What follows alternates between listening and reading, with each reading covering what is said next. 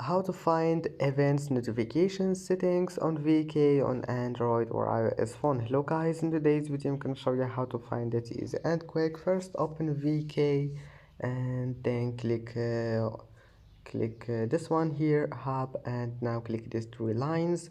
Once you're here, click settings, then just click notifications and then scroll down until you find here events, and as you see here you can manage mentions, friend requests, followers, people you might know, and anything you want here you can manage it, and that's it.